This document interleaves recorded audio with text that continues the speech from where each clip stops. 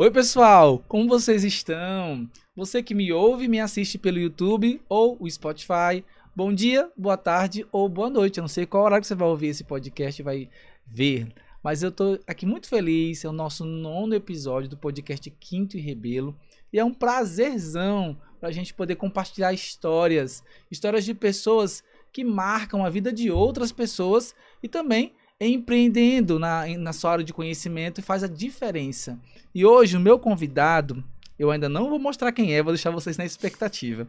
Ele é um professorzão. Por que eu falo isso? Porque além de mestre, além de professor, é advogado, mas eu tenho certeza que ele tem muitos alunos e essa galera que já passou ali pela sala de aula junto com ele vai amar esse episódio. Eu tô com nada mais, nada menos do que o professor Cláudio da Silva. Muito obrigado, professor, por ter aceitado, né, esse convite aqui do podcast Quinto e Rebelo.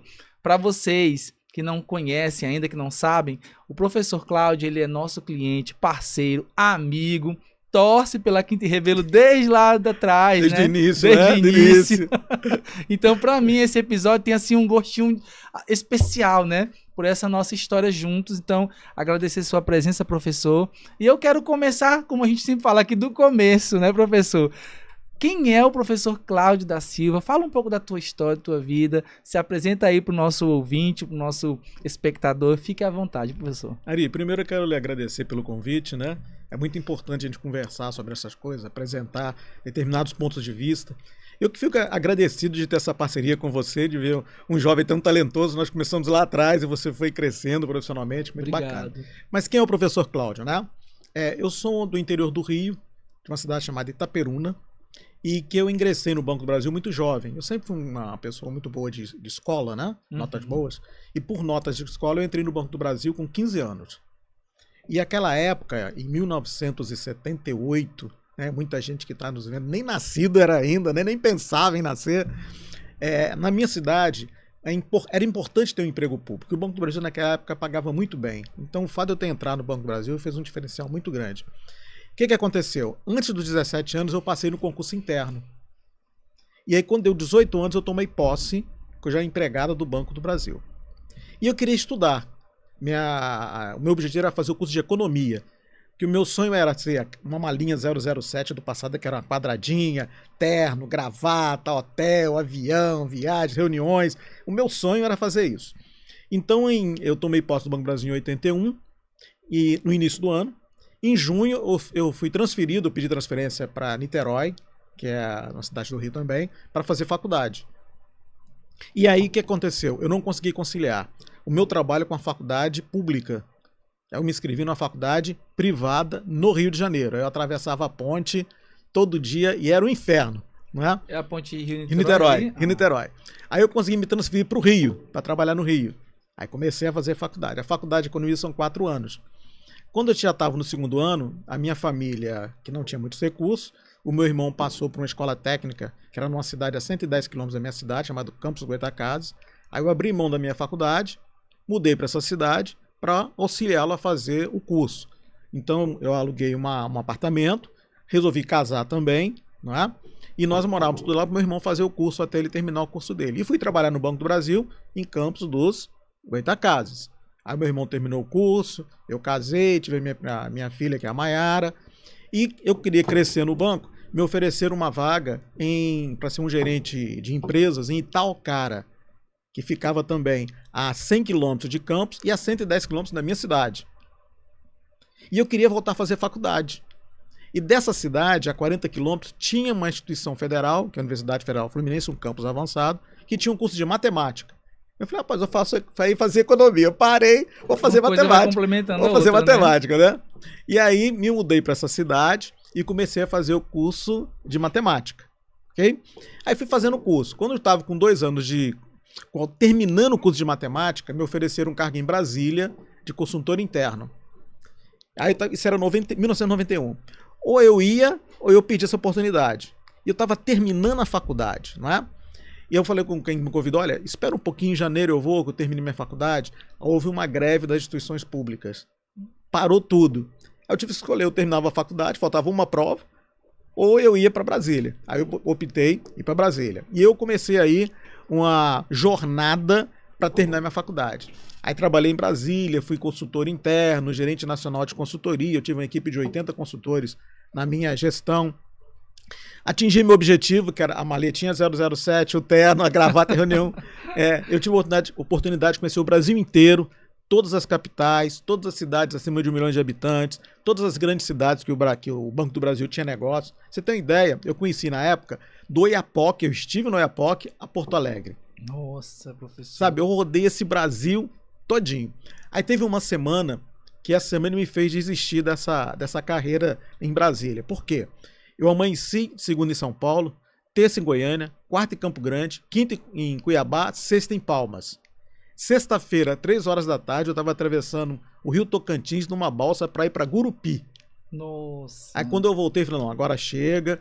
E aí eu aceitei um convite para ir para o Espírito Santo. Aí eu fui gerente regional do Banco do Brasil no Espírito Santo. Inicialmente eu morei em Vitória, depois fui morar em Vila Velha. Aí fiquei 2 anos lá.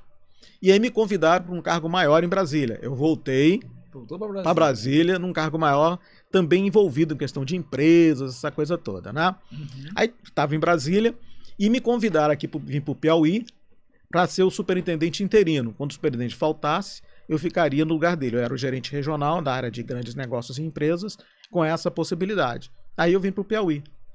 E aí eu vim para o Piauí para ficar 2 anos. 1998 para ir embora em 2000. E aí, na época, eu olhei para frente e falei, rapaz, Banco do Brasil, que já foi um excelente emprego, os salários começaram a reduzir. Eu falei, olha, ou eu saio agora, ou eu não saio nunca mais. Eu tinha 23 anos de banco, 38 anos de idade. Eu sempre fui um apaixonado por dar aula. No Banco do Brasil, pra você ter uma ideia, eu fui capacitador interno e formava outros capacitadores, sabe? Muito bom. Então, eu tinha uma atividade, assim, docente, dentro do Banco do Brasil, muito intensa. Chegou ao ponto do meu chefe impedir que eu fosse dar curso, porque a área de curso ficava me chamando, a universidade interna toda a vida. E acabava ali puxando para outra área e você tendo que fazer o trabalho lá, né? Exato, e eu tinha minhas metas para cumprir, né? E aí eu vim para cá, quando foi em 2000, decidi pedir demissão, pedi ao superintendente na época para me nomear como gerente de uma agência, que eu tinha sido gerente há muitos anos, e queria encerrar minha carreira novamente na gerência de uma agência, né?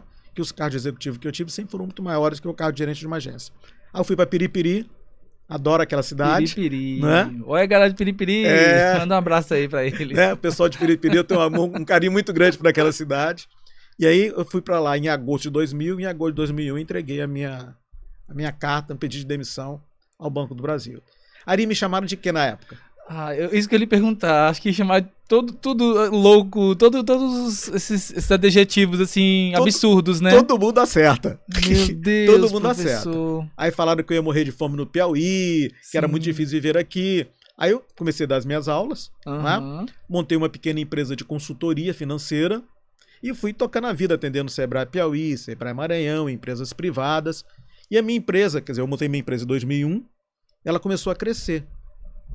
Na época, a minha formação era matemática, eu tinha pós-graduação em MBA de Altos Executivos do Banco do Brasil, tinha pós-graduação em Gestão de Negócios pela Fundação Dom Cabral. Que é respeitadíssima, né, exatamente, Dom Cabral? Exatamente. E aí, o que eu fiz? Eu fui tocando meu trabalho. Quando chegou em 2004, eu tive um problema, porque eu precisei resolver um problema jurídico, porque é interessante, né? Como eu dava orientação financeira, o meu cliente recebeu uma citação de uma execução judicial. Sim. Ele entrou em pânico e eu também. Porque eu não sabia qual era a gravidade daquele negócio. Aí eu fui procurar advogados e o que eu percebi? Os advogados, eles têm muita dificuldade de juntar finanças com direito. Sim. Não é que eles são incompetentes, não. Depois, como professor, eu percebi que a formação deles é unicamente jurídica.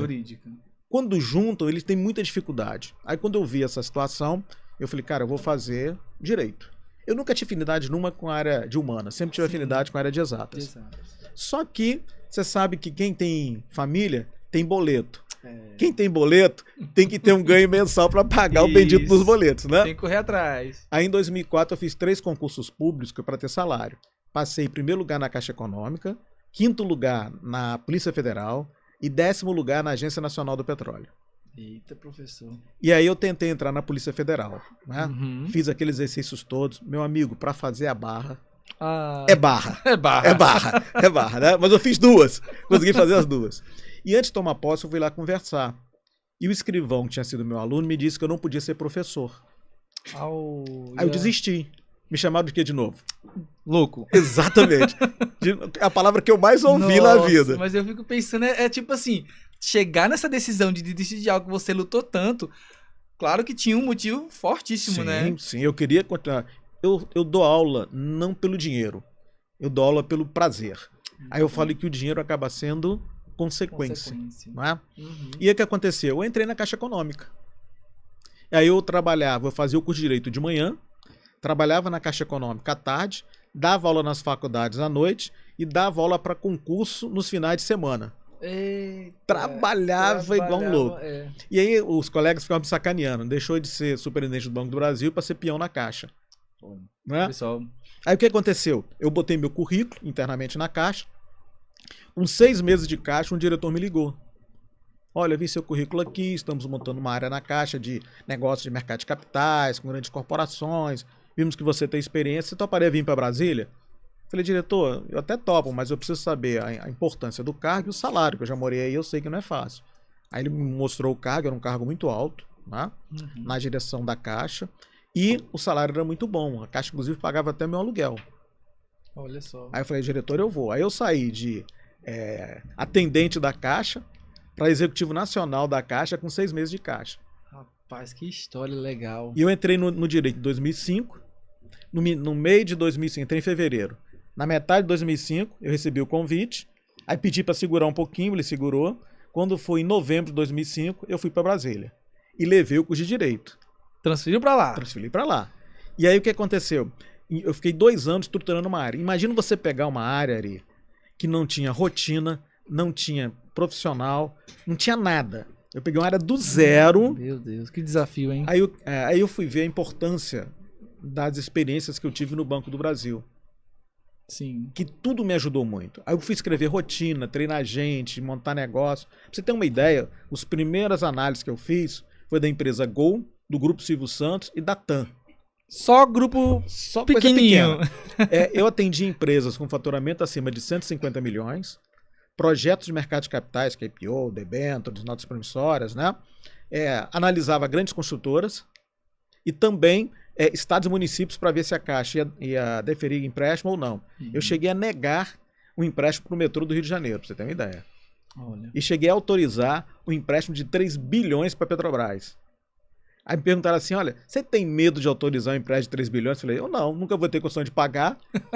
Quando você autoriza 10 mil, 15 mil, 20 mil, é uma coisa. Agora 3 bi... 3 bi é outra história. Aí eu fiquei 2 anos lá, montei toda essa área, deixei tudo arredondinho, aí virei pro meu diretor, quero voltar para Teresina. Ele falou, mas Cláudio, você tem um cargo altíssimo aqui, por quê? Eu falei, olha, eu não quero ficar na Caixa.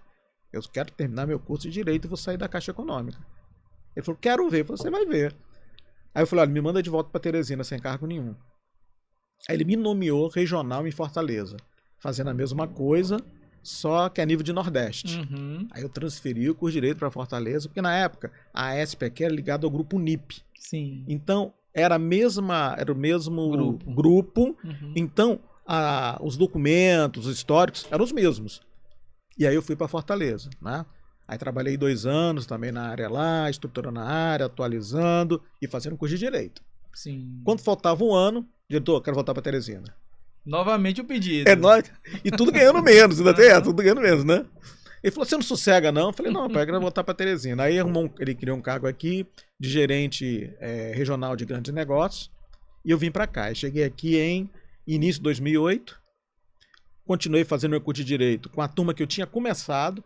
Sim. 2009 eu terminei o curso, né? 2010 eu fiz a primeira pós em tributário. 2011 eu comecei a dar aula voltei a dar aula na Nassau, que eu tinha pedido para sair, e consegui com muita dificuldade passar para Camilo Filho. Por quê? A área de Direito é uma área muito fechada. Se você não tiver uma abertura para entrar, você não consegue. E a Camilo Filho na época era uma faculdade de elite da área do Direito aqui. Sim. Aí abri uma seleção, não é, para Direito Empresarial, que era a área que eu sempre dominei, e eu fui para a seleção. Era prova didática escrita, prova da área escrita, prova dando aula para 3 professores e depois a entrevista com a professora Fides Angélica, que era uma coordenadora maravilhosa. Eu sou apaixonado por ela, né? Ótimo. No bom sentido. Uhum. E aí eu passei nas fases. E olha que curiosidade, né? Eu fui dar aula para 3 professores, que hoje são 3 grandes amigos. Olha só, que legal. E na área empresarial, os advogados têm muita dificuldade com as sociedades anônimas. Porque aqui no Piauí você não tem, não é? Uhum. E eu lá na Caixa em Brasília só lidei com empresa, sociedade anônima. Era a minha expertise. E aí a gente tirava o assunto na hora. Quando eu tirei o assunto, sociedade anônima. Eu falei, vai ser tranquila. Aí o professor vai pro quadro, né? Divide o quadro, vai dar aula. Eu fui dando aula. E no meio, o professor perguntou assim, um dos professores da banca. Tá, eu vi como é que é. Mas como é que funciona mesmo? Eu falei, esquece esse quadro. Na prática funciona assim. Aí ele... Mas quando falou assim, Olha eu já estava aprovado, né? Aí fui dar aula na Camilo Filho no segundo semestre de 2011 e em março de 2012 eu pedi demissão da Caixa. Para fazer o que eu faço hoje, entendeu? E uma dúvida, nesse período dessa transição e tal, de Fortaleza para voltando para Teresina, você já estava com as pós, né? E isso foi também que lhe deu abertura para ir para essa vaga de docente na Camilo Filho, né? Com a Sim. questão dos títulos, né? Exatamente, porque no passado, poucos professores tinham mestrado aqui. Então a gente fazia normalmente 2 graduações para equiparar o mestrado. Entendi. E aí eu nunca parei de estudar. Eu fui continuando estudando. Pra você ter ideia, hoje eu tenho 11 certificados acadêmicos. Olha só, professor. Eu tenho 3 pós em administração, 2 pós em matemática, 4 pós em direito e estou finalizando o mestrado em contabilidade e administração. O homem não para de estudar. Não, e agora olha o detalhe. A minha esposa resolveu fazer psicologia e eu estou fazendo junto com ela. Olha só. Aos 62 anos começou a faculdade de psicologia. Que bacana, sabe? professor. Não sabia, novidade para mim essa notícia. Ari, veja, o que eu sempre falo para os meus alunos, né, para os meus amigos, para de estudar não, sabe? Não tem o foco do estudo. Estudar é maravilhoso, te deixa atualizado, você passa a ter interação com outras pessoas, aumenta o seu nível de relacionamento, é muito bom. No meu caso, o estudo foi fundamental para eu poder me consolidar como profissional, sabe? Perfeito. Olha, essa questão do estudo é tão interessante que você está falando que eu também voltei a estudar. Eu estou no 5º período de Direito, por conta, inclusive, da propriedade intelectual. A minha formação inicial é Publicidade e Propaganda, que eu sou apaixonado. Mas o Direito me fisgou por esse lance da propriedade intelectual, Direito Empresarial. E eu sigo essa mesma lógica que você está falando. Eu não paro de estudar. Se não estiver numa graduação, vai para uma pós, vai para o mestrado, no doutorado, mas porque a gente está com a mente ali o tempo todo sendo exercitado no conhecimento e você está sempre atualizado, que é uma coisa mais bacana também, né, do estudo, né, professor? Não, fantástico, cara. Parabéns pelo Direito, seja bem-vindo ao Direito. Tô na metade do curso já, viu? Seja bem-vindo. Vou te dar uma dica que eu fiz, né? Você sabe que a dificuldade do advogado é passar na OAB. Sim. Né? Como eu fiz o Direito com mais de 40 anos, o que eu fiz? Eu comprei um livro chamado Exame de Ordem, que eram 12 livros na época. Eu li os 12 livros a cada semestre. Olha só. Aí passei 2 vezes na OAB. Você conhece alguém que passou 2 vezes na OAB? 2 vezes? 2 vezes, né? Porque você fez em 2 regiões diferentes? Não, não. Ah. A gente podia fazer a prova na época, né, no início do 10º período, como experiência, e ao final. Ah, entendi. Aí eu fiz do início a prova, passei na primeira fase, passei na segunda, mas houve um problema muito grande com o direito do trabalho. Aí muita gente entrou juridicamente e não saiu o resultado. Ficou toda a vida. Quando eu me formei, que eu fui fazer a prova já realmente valendo, eu fiz a primeira fase e passei. Aí um aluno me ligou. Professor, parabéns, saiu o exame, o resultado da OAB, você está aprovado. Eu falei, aprovado? Eu nem fiz segunda fase ainda. Ele, não, aquela anterior que o senhor fez, o senhor passou. Eu falei, é mesmo? É. Então passou 2 vezes. Passei. Aí, Ari, eu tenho hoje 2 alunos, 2 advogados que trabalham comigo, que foram meus alunos. Sim. São profissionais excepcionais. E aí ele viu conversando lá na sala, professor, só passou mesmo 2 vezes? Rapaz, procura aí, ó, data tal e tal. Aí tá tudo registrado. Aí eles foram ver da listagem. Não, professor, seu nome tá aqui mesmo, esse. Falei, pois é, então tem que continuar estudando. Mas eu vou pegar a dica, viu, de então, começar a ler, né? Outra dica para você, e a dica que eu deixo aqui para todos os estudantes de Direito. Façam processo civil. Se dediquem a processo civil. Claro, você vai dedicar a sua área a direito material. Porque você quer empresarial, porque você tem um link do empresarial com a sua atividade. Ok, mas aprenda processo civil. Perfeito. Tão importante quanto você dominar sua área é você dominar processo civil. Isso é fundamental. Como é que o processo anda na justiça? O que tem ali de erro, o que você mata uma ação, porque o trâmite dela foi feito de maneira errada, não tem lógica, não tem quantidade. Nossa. Por exemplo, eu advogo contra banco. 80% dos processos do banco eu mato porque eles erraram em alguma situação no trâmite do processo. Então isso é fundamental. Eu sempre falo, você tem uma ideia, lá no meu escritório, eu tenho 2 ex-alunos que foram excelentes, né, que trabalham comigo. Quando eles entraram no escritório, que eles foram efetivados, que normalmente a gente faz uma experiência de 90 dias, para ver. O meu escritório, diferente de muitos escritórios, nós somos uma empresa onde nós temos total discussão democrática, não é porque eu sou a mais velha e mais experiência que a minha opinião equivale. Quando tem uma ação diferenciada, nós resolvemos em comitê, como se fosse um jogo de xadrez, eu dou a minha opinião, cada um dá a sua, então eu dou minha opinião e pergunto, se você estivesse do outro lado, o que você faria? Aí eu faria assim, acertado. É um tabuleiro de xadrez, você faz a jogada, já sabendo qual vai ser a próxima jogada. E aí o que eu fiz? O escritório paga uma pós-graduação em processo civil para cada um deles. Bacana. Pra você ter uma ideia. Justamente nessa preocupação de manter os seus... Exatamente. Seu corpo jurídico ali sempre atualizado, né? Sempre... Ali, pode ter que em Teresina, em outro lugar, tenha processualistas tão bons quanto esses meninos que são muito jovens. Mas dificilmente serão melhores. Olha só. Porque são profissionais excepcionais. Eu tenho um... Pode mandar um abraço para eles aí, professor. Um abraço pro Igor, doutor Irenice, né? Aliás, já falei com o doutor Igor. Se levar processo para casa, eu vou demiti-lo na sexta e contratar na segunda. Pronto. Sabe por quê? Porque ele é um dedicado assim a doutor Irenice. Meu Deus do céu, é do mesmo jeito. Então você vê a dedicação desses meninos e é muito bacana. Você tem ideia, o doutor Igor, nós vamos despachar um processo no STJ. Sim. Uma ministra do STJ, concorda?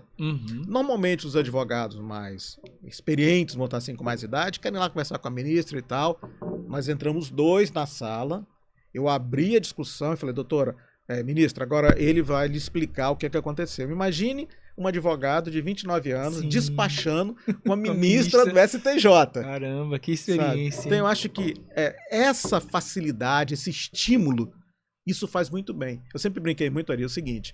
Eu sempre fui um péssimo profissional. Como assim? Mas sempre fui um ótimo formador de equipe. Sabe? Então, quem batia as minhas metas não era eu. Quem batia as minhas metas era a minha equipe. Olha só. Então, o fato de eu ser um bom profissional não é mérito só meu. Sim. É de toda a minha equipe. Isso faz diferença muito grande, Ari. E eu sei que você trabalha da mesma forma. Você tem uma equipe bacana, que se envolve, que tem vontade de fazer bem feito, dá um resultado interessante, né, para os seus clientes. Então, esse é realmente o melhor caminho. O professor falou dessa questão da equipe e eu levo você que está nos assistindo a refletir sobre uma coisa chamada cultura, né, professor?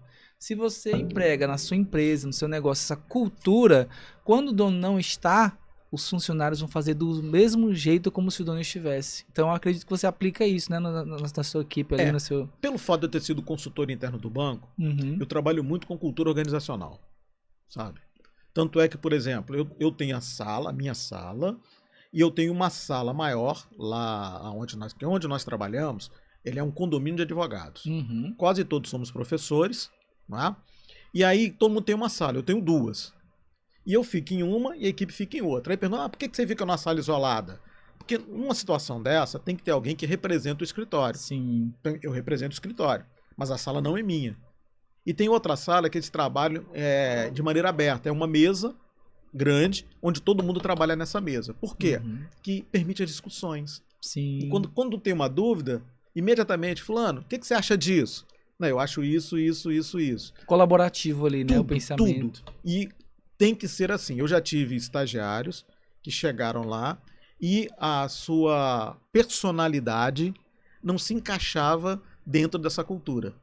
E eu tenho um discurso seguinte, da mesma maneira que eu te convido, eu te desconvido. Sim. Né? E lhe digo por que eu estou lhe desconvidando e aquilo que você precisa se aprimorar para poder se destacar dentro da profissão. Sim. E aí, com isso, a gente consegue fazer uma equipe muito boa. Então, hoje, por exemplo, a doutora Irenice, espero que ela esteja me ouvindo, ela era extremamente tímida, sabe? Até para levantar o olhar, ela ficava quietinha, sem saber o que fazer. Quando fazia uma audiência super tímida, Aí eu fui falar, olha, faça assim, faça assado. Hoje é uma profissional de negociação maravilhosa, faz audiências de maneira fantástica. E quando você vê esse crescimento, rapaz, a satisfação é muito grande. Ou seja, está deixando um legado. Mesma coisa das minhas aulas. Eu sempre atendi os meus alunos, conversei com os meus alunos, orientei os meus alunos. Aí eles me perguntavam, professor, eu quero atuar nessa área, o que, que você acha? Eu falei, atua, mas o seu perfil é mais assim, assim, assado. Então hoje, quando eu encontro alunos, eles me agradecem. Professor, aquela orientação que o senhor me deu certo, e coisa. Rapaz, isso pra gente... E já deve ter muito aluno, hein, que passou por você. Eu cheguei a ter 600 alunos no semestre. Meu Deus, é muita gente. Loucura, né? Loucura. Por exemplo, eu sou o professor que mais aprova em concurso de banco. Então, onde eu chego num banco, tem alguém que passou. me conhece. Recentemente, cheguei no Banco do Brasil para ser atendido, aí o gerente chegou para mim, você sabe que eu fui seu aluno? Eu falei, rapaz, eu tive tanto aluno que eu não lembro. Quando? 20 anos atrás. Falei, não, então não fala esse tempo não, porque daqui a pouco eu vou achar que eu tô muito velho, entendeu? Aí eu fiz carreira, assim, assado. Aí você vê quanta contribuição ali a gente pode dar para as pessoas, né? É verdade. Eu fico, assim, extremamente envaidecido e extremamente satisfeito quando eu vejo que eu contribuí com um tijolinho para que alguém pudesse melhorar a sua vida. É muito bacana. Tudo que você falou tá sendo um aprendizado enorme. E assim, para mim, que já conheço, mas ouvindo de novo, né? E outras coisas que você tá falando para mim são inéditas, eu fico assim, maravilhado. E falar de professor também é interessante, porque você sabe, sempre eu chamei de professor, né? Sim, sim. Apesar de que doutor Cláudio poderia trocar por doutor, mas eu prefiro até professor, você tem ideia. Porque sempre a gente se conectou, você no papel ali de professor e eu aluno ali, porque acaba aprendendo muito. E aí eu também tive a experiência de ser docente lá na Estácio, né? Sim. Pra galera de publicidade e propaganda. E aquela sua fala de que a gente às vezes não tá só pelo dinheiro. Lógico que o dinheiro faz parte. Sim, mas por amor também a estar ali ensinando, compartilhando, isso é fato. Eu tive 2 semestres lá, na verdade 3 semestres. Tive que me ausentar por conta do nascimento do meu filho, meu bebezinho. Josué, que tem 10 meses agora. Parabéns, ser pai é maravilhoso, né? Tá pertinho de fazer 1 ano. E aí os alunos, professor, não vá não, fica. Eu falei, gente, é porque realmente eu tenho que priorizar a família nesse momento. Mas ser professor de fato é algo extremamente prazeroso para quem quer realmente aquilo, né? Porque tem gente que está ali só por estar, né? Infelizmente. Exatamente. Mas a gente que ama a profissão, a docência, então o que você está falando também é um ânimo para aqueles que gostam e que estão seguindo esse caminho, né? Sim. Pra você ter uma ideia, hoje eu não trabalho mais com graduação. Aí me pergunta, professor, por que você deixou a graduação? Eu tive um problema de saúde e aí a psicóloga falou que eu não posso mais ter tanta atividade. Porque se deixar, eu me encho de atividade. Entendeu? E eu dou aula de pós-graduação no ICEV. E tanto é que me convidaram agora para ser o coordenador pedagógico do curso de gestão financeira e controladoria.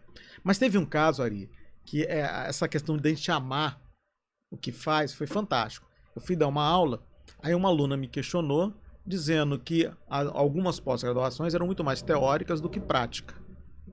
E eu, na pós-graduação, sempre fui prático. Por exemplo, se eu dou uma aula de finanças, eu não vou ficar falando teoria. Eu levo um caso, ou pego alguém da turma que tem um caso, e vamos discutir aquele caso. Como é que você faria isso na prática? Assim, assado. Então isso acabou envolvendo tantos os alunos que eu esqueci de fazer a prova. Eu tive que dar nota. Aí depois que eu pensei, rapaz, eu não dei a prova. Aí eu dei a nota pela participação. Sim, porque trabalho ali, né? Ali foi tão empolgante, pra você ter uma ideia, sabe? Que você vê as pessoas envolvidas, todo mundo envolvido, todo mundo dando a sua contribuição. E eu brinquei muito com o pessoal, nós vamos discutir, eu vou chamar 3 pessoas aqui da escola que não entendem nada disso, e você vai vender o que você fez para essas 3 pessoas.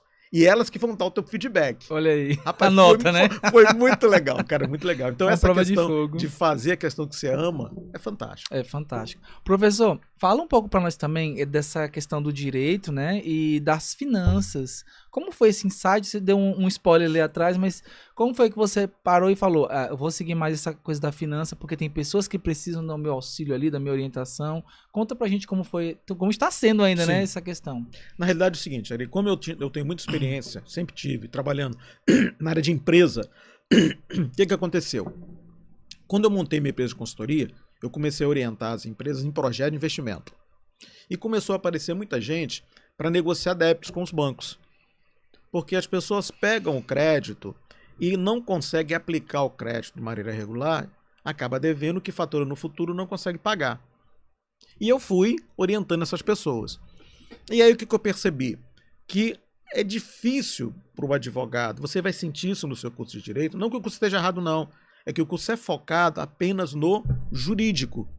Ele não é focado em coisa. Por exemplo, você tem a tua empresa de regulação de marcas, que é excepcional, né? Eu sou cliente dele, eu já perdi a conta, né? Das vezes que eu já conversou para registrar marca, e marca. registramos várias marcas já. Você vai perceber o seguinte, você que vai ter que levar a jurisdição, a jurisprudência, as leis, o aprendizado para a área que você domina. Não existe nada pronto. E aí eu percebi isso, que não existia nada pronto na área de finanças. Porque muitas vezes você tem que conduzir o problema segurando o processo e orientando financeiramente para o cliente conseguir superar aquela dificuldade. E isso me fez fazer o curso de Direito.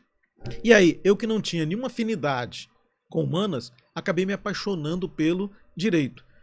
O que acontece? Na primeira aula que eu assisti, um professor falou que é o professor de sociologia, que era o professor Luiz Carlos, que eu adoro ele. Luiz Carlos, olha, isso aqui é assim, mas pode ser assado. Isso aqui é assim, mas pode ser assado. Aí vem o professor de hermenêutica falando a mesma coisa. Aí minha cabeça é racional, matemático. Ou é assim, ou é assado. No direito, não é, mas pode ser. Não pode ser, mas pode ser. Rapaz, eu entrei em pânico. Eita, professor. Aí eu fui ler um monte de livro de sociologia, história do direito, evolução do direito, para entender. Aí eu comecei a perceber o quanto o direito é bonito. Por quê? Sim. Depende da sua visão de como aquela lei é aplicada. Sabe? Ela pode ter um momento que ela seja contra você, mas ela pode ter um momento que você a use a seu favor. O que eu falo muito para os meus alunos, especialmente para os meninos que trabalham comigo, né?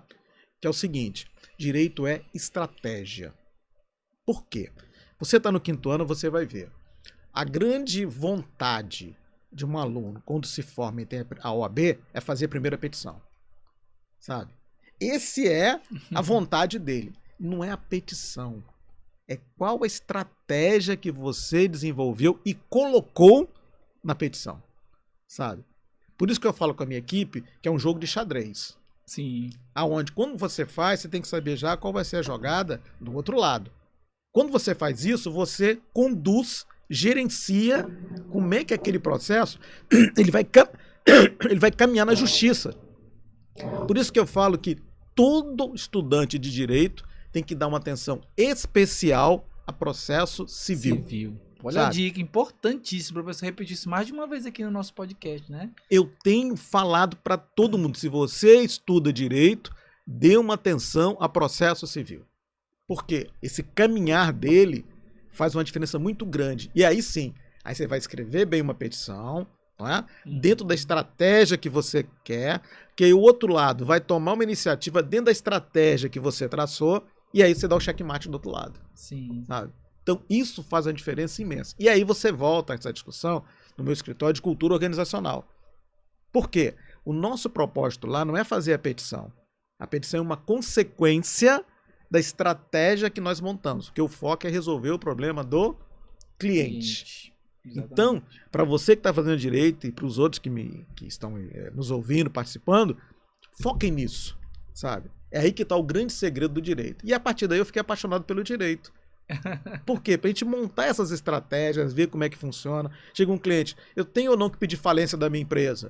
Calma, tem as consequências. Tem esse lado e esse lado que está aqui. Esse lado a gente faz dessa maneira. Ah, professor, como é que eu faço uma negociação com um banco? A gente pode fazer assim, assim, assado. Mas se o banco executar, que aí entra o direito, quer dizer, eu começo conversando sobre as finanças, sim, mas se o banco executar, a gente pode agir dessa maneira que está aqui. Isso vai beneficiar a tua negociação de finanças. Então, saber juntar essas coisas é fundamental. Então, o direito, o que eu falo? Ele abrange tudo isso. Porque por trás de qualquer iniciativa tem uma lei. Sim. Tem uma regra legal. Então, se você dominar, você consegue apoiar em todas as áreas que você trabalha. Eu tenho certeza, com a competência que você tem na sua área, o direito vai lhe dar muito mais estrutura. Obrigado, professor. E aproveitando o gancho, falar sobre a questão de finanças, com tanta tecnologia mudando a forma de lidar, né? O dinheiro, é Pix, é Open Bank, criptos. Como o direito está se adaptando a essa nova realidade, a tudo isso? Veja, nós não temos hoje direitos específicos para essa área. Não é? Então o direito ele vai se moldando gradativamente a essa área já com a legislação existente. Imagina aí como é que vai ser a regulação de inteligência artificial. Nós teremos que ter uma lei bastante abrangente, não é? Como nós temos a lei do marco da internet. Sim. Como nós temos agora discussão no STF sobre a responsabilidade das empresas da rede social. Então, isso vai ser uma evolução muito grande no direito. Imagina agora na área financeira, né? Eu fui fazer um pagamento esses dias e os pagamentos são todos pelo celular, né? Pela carteira digital. Isso. E aí eu precisava pagar, eu ia num banco para fazer uma negociação, eu precisava pagar o cara do estacionamento. Aí eu fui com os meninos que trabalham comigo, olha, me empresta aí R$2 ou R$5 para eu poder pagar. Ninguém tinha nem 2, nem 5, e nem eu tinha 2, nem 5. Cédula já tá... Eu paguei o guardador de carro com Pix de R$5. E ele já tava lá, né? Com o QR Code na mão. Exatamente. Então veja como a evolução vai ser grande. E aí, como nós vamos dar sustentação jurídica para uma operação bem feita ou mal feita? A gente está verificando aí quantas fraudes nós temos no Pix. E os bancos estão começando a se ajustarem nessa situação para poder fazer. Outra situação, nós temos hoje um deferimento muito grande de crédito. Tem crédito disponível para tudo que você queira. E aí, como é que trabalha com esse crédito? Como é que as pessoas, pessoa física ou pessoa jurídica, vai conduzir quando você pega o dinheiro no banco? Você pega o dinheiro no banco, tem que pagar. E aí, para pagar, você tem que ter salário suficiente ou faturamento suficiente. Vou te dar um exemplo. Hoje, quase todo serviço público tem consignado, crédito consignado. Então, imagina uma pessoa que ganha 5 mil por mês, se aperta e pega um crédito consignado. O crédito tira 30% do salário dele. Então, ele vai passar a receber 3.500. Se ele não consegue viver com 5 mil, como é que ele vai viver com 3.500? Aí ele se endivida com cheque especial, se endivida com cartão de crédito. Vira uma bola de neve. Se endivida com mais CDC. Então isso tudo tem que ser trabalhado. E hoje isso acaba influenciando muito na vida psicológica das pessoas, sabe? Sim. Mesma coisa o empresário. Eu brinco muito que o empresariado brasileiro, especialmente micro, pequeno e médio, perderam a capacidade de negociação. Por quê? Qualquer aperto financeiro, ele fala assim, não, tem um dinheiro disponível no banco, eu vou lá, pego o empréstimo e pago. Só que aquilo, no futuro, você vai ter que pagar. Se o seu faturamento variar, se você tiver um problema qualquer, você não vai conseguir pagar. E o banco vai te cobrar. E aí você entra em pânico. Não é? É aí que eu entro. Entendeu? Para orientar a parte financeira, defendê-lo na parte financeira juridicamente e também defendê-lo em termos de negociação. Sim. Por quê? Volto a repetir. Eles perderam a capacidade de negociar. Professor, aproveitando esse gancho, como, se tiver como, assim, de forma ilustrada, mas de prática, nós entendermos como é a situação de um cliente que chega até você inicialmente, como é que você trabalha esse cliente e como é que ele está depois da sua mentoria, da sua assessoria ali, da sua orientação. Conta para os nossos ouvintes como é que funciona isso. Como é que a pessoa chega e como é que ela fica depois da sua assessoria. Eu vou dividir isso em 2 momentos. Certo. Para pessoa física e para pessoa jurídica. Ok? Pessoa física, ela tem um salário dela. Esse salário não tem como aumentar. Então eu tenho que trabalhar outros aspectos. Ok? O que eu percebi? Não adianta só fazer planilha para acompanhar a planilha. Ok? O que adianta é você orientá-la emocionalmente. Olha só. O que eu descobri, Ari? Nesses 20 anos fazendo esse trabalho, o que acontecia? Eu ajeitava a vida financeira das pessoas para sobrar um dinheirinho para eu fazer as negociações, para ele poder viver um pouquinho melhor. 6 meses depois, meu cliente estava endividado de novo. Aí eu fui procurar o porquê. Cheguei à conclusão que o problema é emocional. Sabe? Sobrou um dinheirinho, ele gasta, apertou um pouquinho, ele não negocia. E aí eu fui estudar, estudar PNL, maiêutica socrática, constelação familiar, psicologia positiva. Hoje eu trato mais o emocional para depois tratar o financeiro. Por isso que eu fiz o direito. Hoje eu tenho um círculo. eu trato o emocional, o financeiro, faço as negociações e, se necessário, a defesa ou o ataque jurídico. Sim. Então eu completei um ciclo, que eu chamo Legal. ciclo da superação. Como é que eu trabalho com a pessoa física? Ele chega lá, não consegue mais pagar suas contas, aí eu vou ver o que a gente pode negociar, o que a gente pode ajustar, como é que nós vamos fazer o trabalho. Aí eu monto isso e converso com ele. Na primeira vez que ele me busca, eu não falo nada de finanças, Ari. É incrível. Eu só começo a falar, olha, como é que você está fazendo, como é que você está vivendo. Um diagnóstico, assim, de certa forma, né? Assim, conhecer. Por que eu faço isso? A pessoa que deve, Ari, tem vergonha. E ela não tem com quem botar para fora. Foi o que eu percebi nesse período todo. As pessoas choram, à medida que a gente vai conversando. E aí ele vai colocando aquilo para fora e começa a se conscientizar de maneira mais concreta, mais prática. Aí sim, aí eu entro com uma planilha. A minha planilha é diferente de tudo que tem no mercado, porque eu divido em despesas essenciais, gastos essenciais e gastos não essenciais. E aí vou cortando gradativamente os gastos não essenciais, incentivando ele a guardar dinheiro. Por quê? Bacana. Todo mundo fala o seguinte, Ari, a população tem que guardar 20% do salário para emergência. Tá bom. Mas o cara que está devendo, como é que ele vai tirar 20% do salário se o salário já não dá? Exatamente. Não é? Aí eu brinco o seguinte, você vai começar a guardar R$10. Aí ele começa a criar o hábito. Criou o hábito, criou. Agora R$50. Agora R$100. Vai avançando gradativamente. Então o que acontece? Quando eu faço 6 sessões com ele, ele já começa a ter um pouco mais de regularidade na condução do seu dinheiro. Por quê? Porque o foco é no emocional. E você atacou ali no primeiro momento o emocional. Exatamente. E isso vai refletindo gradativamente o financeiro. Por exemplo, se um marido me procura, eu peço para conversar também com ele e a esposa. Porque normalmente quando o marido se endivida, ele não fala para a família. Se a esposa se endivida, eu começo a conversar com ela e peço para conversar com o marido. Porque eu preciso que os dois estejam fazendo de maneira conjunta. Alinhada. Exatamente. Pra você ter uma ideia, teve um caso, esse eu nunca esqueci. Um determinado profissional, né, também é professor, um salário de R$15 mil, só sobrava R$500 por mês para ele. Nossa. De 15 mil sobrava R$500. Já tinha vendido o carro, tinha tirado os filhos da escola melhor, botado na escola pública, a mulher já levava as filhas para a escola de bicicleta e ele já estava querendo vender o apartamento. Nossa, que história. E eu cobro pela minha consulta, né? Ninguém dá consulta de graça. Sim, né? sim. Aí, para pagar a minha consulta, ele penhorou a aliança na Caixa Econômica. É uma coisa que eu até lhe perguntar, porque a pessoa já vai endividada pra falar com você. Aí eu fico na minha cabeça pensando, mas o professor vai ter que ter o honorário dele ali Sim, pra sim. poder pagar. Como é que é essa situação, né? Eu penso o seguinte, quando for no médico não paga? Sim. Então, eu Tá vejo o certo. problema dele, tem que pagar. Tem que pagar. Né? Beleza. E aí eu comecei a conversar com ele, fazer esse trabalho emocional, ele chorou muito, porque ele estava muito preocupado, estava influenciando muito ele com a família. Eu falei, olha, traga sua esposa aqui. Não, mas ela não vai vir, deixa eu conversar com vocês dois. Que ele falou que já estava tendo problema com a esposa. Aí ela veio, assim, muito resistente. Então ele sentou de um lado na frente da minha mesa, lá do outro, e lá sempre cabeça baixa, ele contando a história. Eu falei, e você, como é que vê a situação? Ela, não, eu não quero dar opinião e tal. Eu falei, não, eu preciso da sua opinião, sabe? Aí você vai usando métodos que a gente foi desenvolvendo. Sim. E ela foi falando. Soltando ali. No final, ela achava que ele tinha um amante. Como é que o cara que ganha 15 mil por mês só sobra R$500? Né? Aí eu montei um plano, os dois se ajudaram e ele passou a sobrar quase R$5 mil por mês para ele. Olha né? só.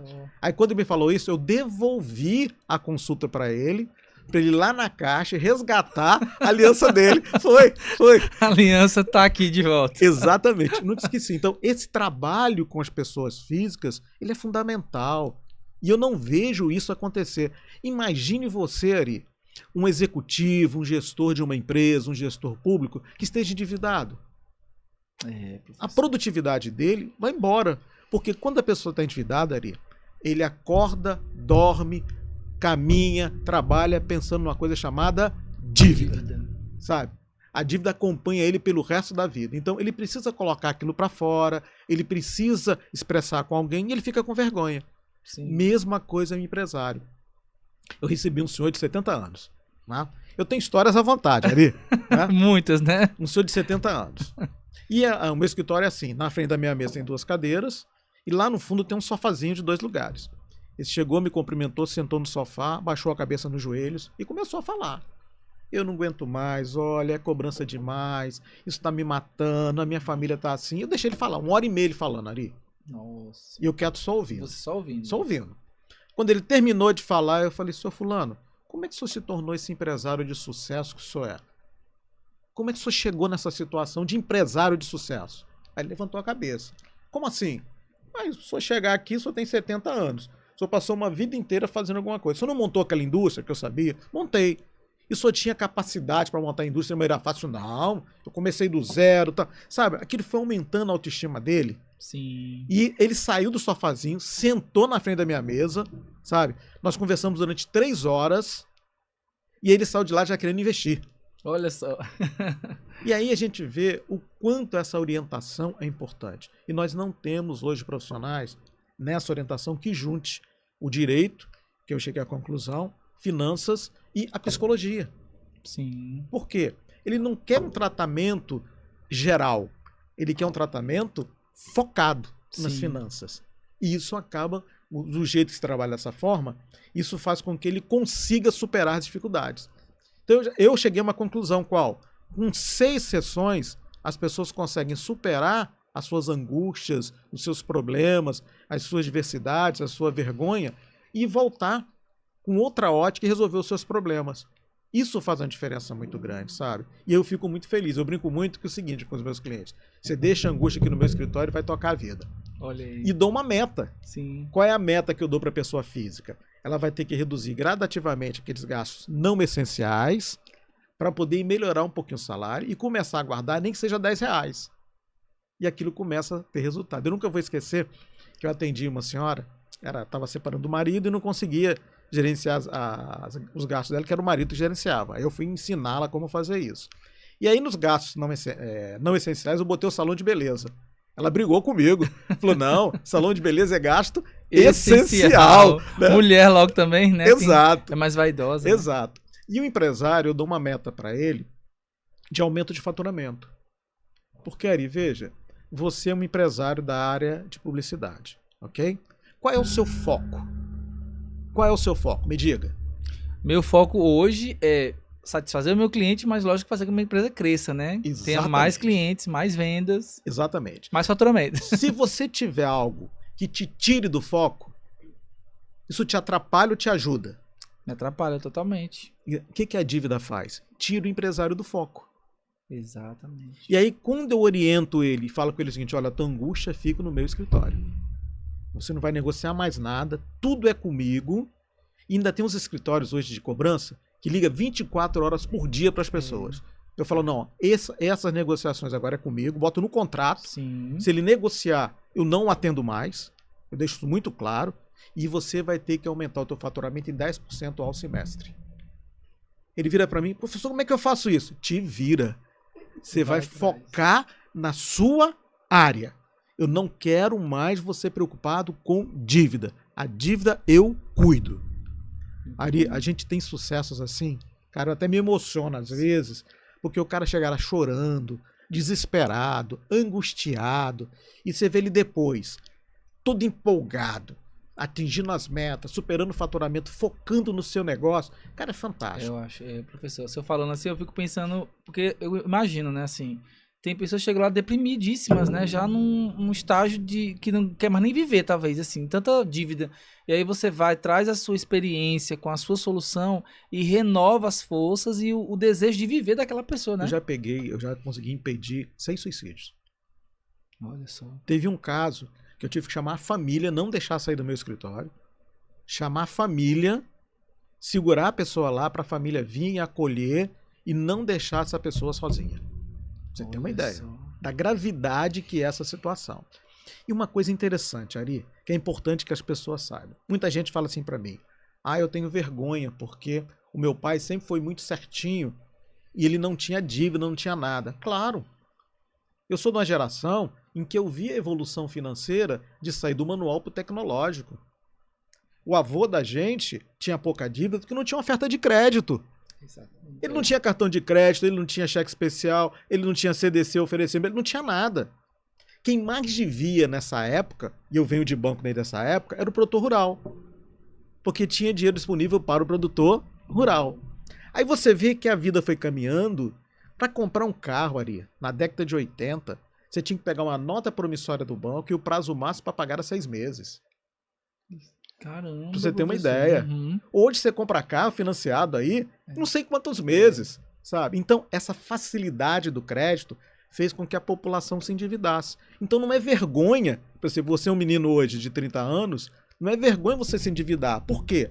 Porque te ofereceram tanto dinheiro que você acha que tudo é fácil.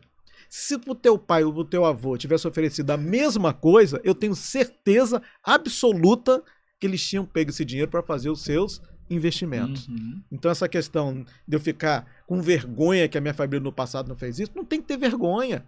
As pessoas estão trabalhando num momento e numa época que é diferente. A sociedade vai mudando. Exatamente. Por exemplo, antes de ter Pix, moeda digitalizada, essa coisa toda, você botava o dinheiro na carteira. Sim. E eu brinco muito que quando o dinheiro está na carteira, você tem a dor do dinheiro. Por quê? Você vai pagando. Quando o dinheiro começa a ficar curto, o que você faz? Você gasta mais ou gasta menos? Gasta menos. Claro, você vai segurando ali. para não gastar. Isso é a dor do dinheiro. O cartão de crédito faz você ter isso? Pelo contrário, ele faz a gente se expandir os gastos, né? Imagina essa garotada agora. Eu tava nas lojas americanas e aí entrou um garotinho e quis um bonequinho. Nunca vou esquecer isso. Aí o pai, não, filho, eu não tenho dinheiro, não dá pra comprar. Não, pai, usa o cartão de crédito. Olha. Na cabeça sabedoria. dele, Uhum. o cartão de crédito é para comprar essas coisas e não tem limite. Você pode comprar à vontade, sabe? Então, veja como isso vai evoluir. Como vai ser essa geração de agora, que tem isso tudo à disposição, e lá na frente vai ter mais criptomoedas, vai ter mais moeda digital, vai ter mais oferta de crédito. Você vê, grande parte hoje dos aposentados estão todos endividados com consignados. É. Porque é tanta oferta para eles. Você tem ideia, tem uma financeira que cobra 23% ao mês. Isso dá 1.040 ao ano. Meu Deus. Aí você vê a gravidade disso. Quando eu fui me aposentar pelo INSS, foi em 2018, não é? Eu nem sabia que já tinha sido aprovada a minha aposentadoria. 11 empresas me ligaram oferecendo consignado. 11? 11! E falava assim, ó, nós soubemos que o senhor já está aprovado sua aposentadoria. Tem 50 mil disponível para o senhor aqui. Se é uma pessoa que não conhece, acha que o dinheiro é de quê? De graça. De graça, é. Tá lá à sua disposição, sabe? Eu não tenho interesse não e tal. Quase que eu entrei na justiça contra as outras empresas, né? Por ter violado a informação sobre mim. Mas eu falei, não vou mexer com isso não. Aí você vê a gravidade que é isso. Então, orientar as pessoas adequadamente, as pessoas têm com quem conversar, saber como é que faz, é importantíssimo. E aí eu acho que o curso de psicologia, que eu comecei a fazer de maneira até não intencional, vai talvez me dar mais sustentação para orientar essas pessoas. E precisa de orientação, Maria. Senão não sai. Sobre isso, eu vou até aproveitar aqui e falar da sua produção intelectual em cima dessa sua sabedoria, do seu conhecimento, e que aí você já tem livros publicados, você já tem métodos aí já organizados. Fala um pouco, professor, o que te move a escrever, o que te move a criar e dividir isso com o público, esse seu conhecimento? Ari, o primeiro livro que eu criei foi de matemática financeira. Por quê? Eu dava aula de matemática financeira e meus alunos tinham muita dificuldade, ok?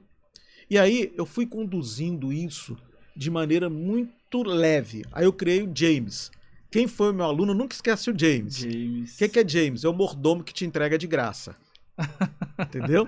E aí, para fazer a resolução do problema, eu criei uma chave, escrevi a James do lado e ensinar os alunos a buscar as variáveis importantes para fazer os cálculos e acertar os problemas. Eu não ensinava primeiro as fórmulas. As fórmulas eram uma consequência de entender as variáveis, entender o problema. E foi um sucesso. E eu transformei isso num livro.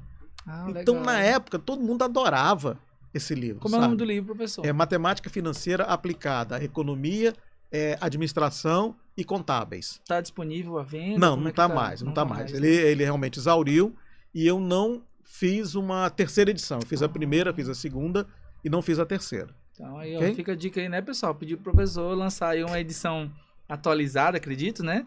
Mas hoje com a tecnologia pode lançar pelo Kindle, Sim, né? A minha vontade é muito fazer dele um e-book para lançar pelo Kindle, que eu, por exemplo, hoje não compro mais livro, eu só leio pelo Kindle, não é? Que é muito mais fácil. E também o que eu fiz? Eu vi essa questão do endividamento das pessoas físicas e jurídicas e que resolvi fazer um livro só com os casos e como esses casos foram solucionados. Uhum. Por quê? O fundamental para quem está na situação dessa é resgatar a autoestima. E as pessoas acham que aquilo só acontece com ela. Quando elas começam a ler casos e ver que tem situações parecidas com elas e outras diferentes, Se identificam, né? ele identifica e vê que tem saída. Então eu escrevi um livro com casos e técnicas que a gente usa para sair desses casos. E aí todo mundo brinca comigo que é a primeira história. Uhum. A primeira história, todo mundo brinca. Por quê? Eu tive um funcionário na Caixa, sabe aquela pessoa que trabalha com você, que chega, ri, brinca, né? Aquele expansiva?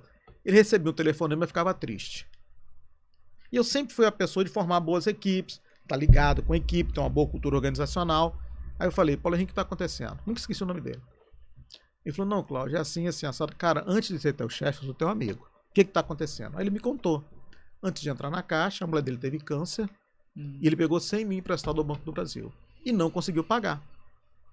E esses escritórios ficavam ligando para ele 24 horas por dia, ele não aguentava mais. Eu falei, ó, quando ligar para mim, faz assim com o dedo, faz que tá ok.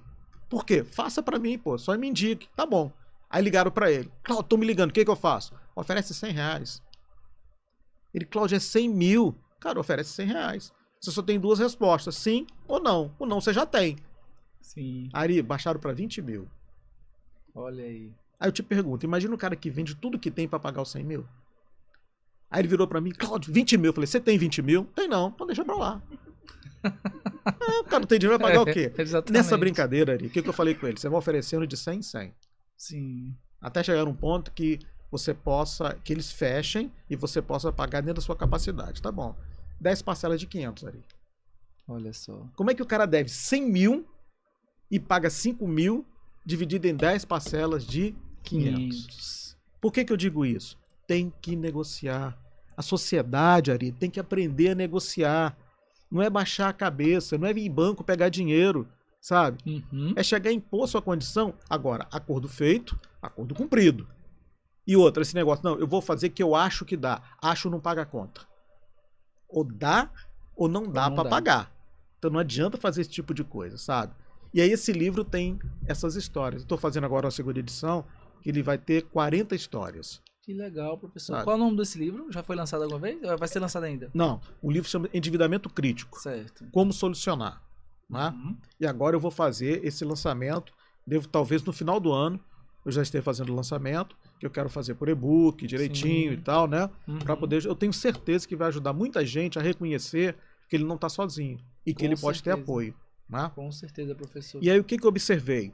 Essa questão, ela traz problemas psicológicos que levam a problemas de saúde, sabe? Aí eu comecei a escrever uma tese chamada de endividamento patológico. Ou seja, tratar o psicológico para evitar as doenças e permitir que as pessoas superem as suas dificuldades financeiras. Sim. Que é o que eu faço, sabe? Então eu quero escrever isso para que outros profissionais também possam fazer. Perfeito. Aí quando eu multiplicar, né? Exatamente. Eu conversei com um amigo e falei, você vai dar isso de graça, vai ser concorrente de forma alguma. Eu acho que eu tenho o prazer de dividir com outras pessoas aquilo que eu conheço. Muitos anos de experiência, né? Porque quanto mais gente tiver atuando dessa maneira, mais gente eu consigo contribuir para a sua melhoria. Isso é importante, sabe? E isso que visão bacana essa que você tem de não guardar para si, mas de multiplicar, né? Esse é o tipo de profissional, pessoal, que a gente admira. E não é só porque o professor está aqui hoje, não, tá? Deixa bem claro. É porque a nossa amizade era para além de Quinto e Rebelo, né? Para além disso. É igual ele falou, para além de um profissional, ele tem um amigo. Então essa visão de compartilhar, de poder estar dividindo aquilo que ele aprendeu ao longo da história dele, é que faz com que a gente se inspire a ser do mesmo jeito, a seguir esse exemplo de ser humano que o professor Cláudio é. Professor, estamos seguindo já pro finalzinho aqui. Rapaz, passa muito rápido, não passa rápido. Passa rápido, né? Mas olha, é bom porque vocês, eu tenho certeza que vão comentar esse episódio, vão querer uma segunda parte, né? Vamos ver aí, ó. Vai que vem de novo, né, professor? Eu queria agora fazer uma reflexão pro futuro, né? Sim. Vamos olhar para frente agora. Imagine o que te inspira a olhar para esse futuro na advocacia, o futuro na educação, o futuro como um consultor de negócios, como um mentor ali na parte financeira? O que está te inspirando agora, olhando para o futuro? O que te inspira? Olha, me inspira, por exemplo, como eu estou na área empresarial, a estimular a criação de novas empresas. Quanto mais novos negócios surgirem, mais empregos tem, sabe? Porém, os profissionais, eles têm que pensar o seguinte: eu tenho que me atualizar permanentemente. Tá vindo a inteligência artificial. Muita gente tem medo. Não, eu tô com medo da inteligência artificial. De forma alguma. O que é padronizado, a IA vai fazer porque reduz custo. Por exemplo, minha cabeça só pensa em número, tá?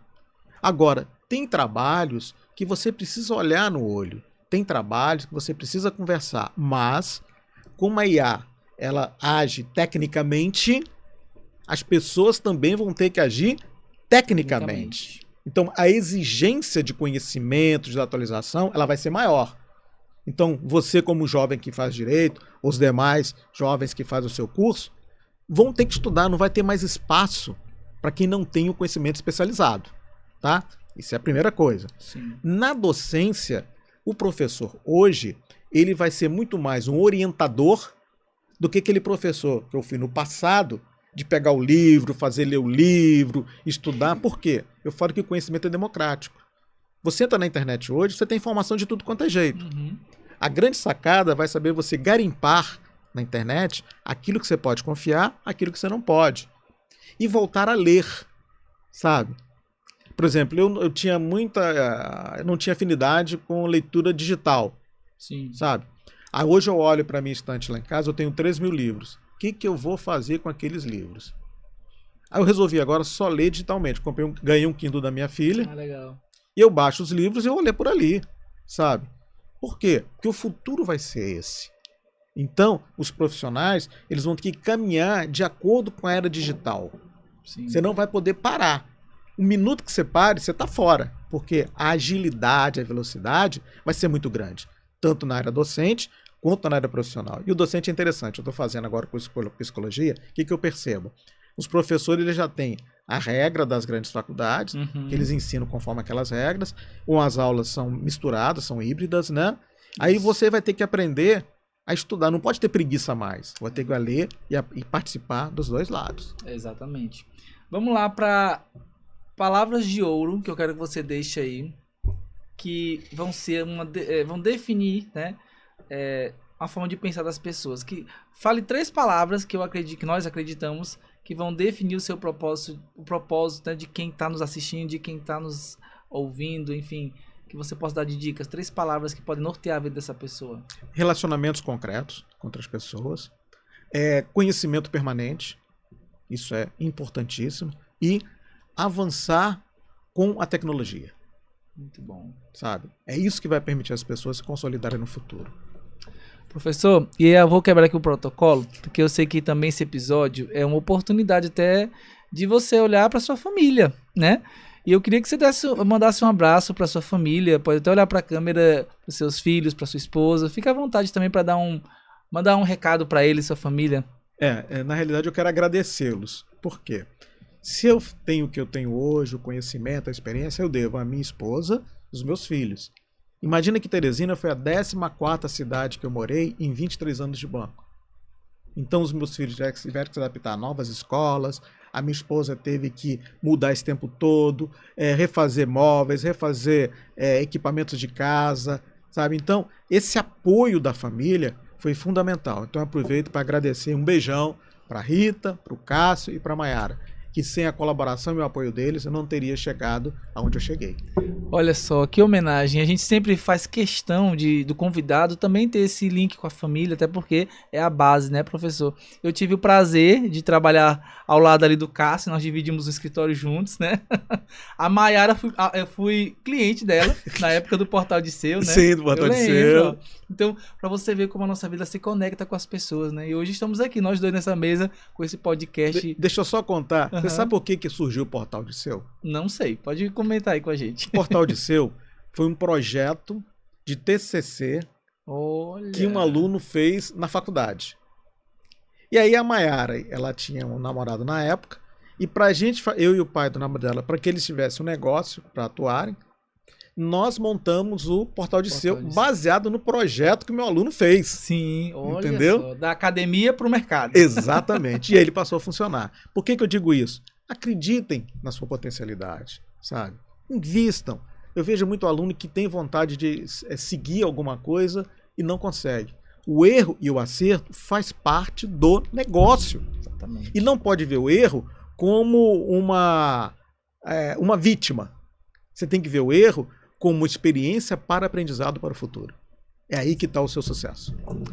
Gente, sem palavras, ou melhor, eu tenho que ter palavras para encerrar esse podcast com o professor Cláudio. Agradecer mais uma vez esse papo maravilhoso, professor Cláudio. Eu tenho certeza que os nossos ouvintes, aquela galera que acompanha o nosso podcast vai amar. E dizer para você que nossa admiração só aumentou depois dessa conversa maravilhosa. Se você quiser falar as últimas palavras aí e também fale para nossa galera aí que está nos acompanhando o seu arroba para eles seguir nas redes sociais, fique à vontade. Olha, eu que fico agradecido, porque é importante a gente conversar essas coisas, como você está fazendo, trazendo vários profissionais para colocar as suas histórias. Por quê? Muitas vezes ali nos ver de uma maneira hoje mais consolidada, acho que foi fácil chegar aqui. E não é. Isso é uma construção. Exatamente. Não é? E aí nós precisamos acompanhar essa construção. E aí quem quiser me acompanhar, né? É @dr.aclaudio Silva. E lá nós temos toda semana o Papo Econômico, que é uma maneira da gente falar uma notícia sobre economia de maneira simples, para que as pessoas possam entender. Então fica aqui o convite, né, para acompanhar o nosso Papo Econômico. Já tem canal no YouTube também, professor? Ou ainda vai ser lançado? Eu estou montando um canal no YouTube, com essa orientação que eu falei com você, para orientar as pessoas a superar o emocional para resolver os seus problemas financeiros, né? Pronto. E divulgar esse tipo de conhecimento. Eu falo que conhecimento hoje é democrático. A pessoa que segura o conhecimento para si, ele está parando no tempo. Porque, quer queira, quer não, aquilo vai ser divulgado um dia, vai ser colocado em prática. Então, é isso que eu quero fazer no YouTube, sabe? Compartilhar essas experiências, esse conhecimento com as pessoas que efetivamente estão precisando. Maravilha. Pessoal, muito obrigado você que nos acompanhou nesse episódio. Compartilha com quem você conhece, sabe que precisa ouvir todo esse conhecimento que o professor Cláudio compartilhou aqui com a gente. Então, vai lá no nosso Instagram também, @QuintoRebelo. Faz aí sua inscrição no nosso canal, né? Ativa o sininho para quando houver novos episódios. E a gente fica muito grato a você que nos ouve pelo Spotify, vai dirigindo ali, vai para o trabalho, tá ouvindo a gente. Ou quem está nos assistindo também na TV da sua casa, pelo YouTube. Muito obrigado pela audiência. Até a próxima. Tchau, tchau.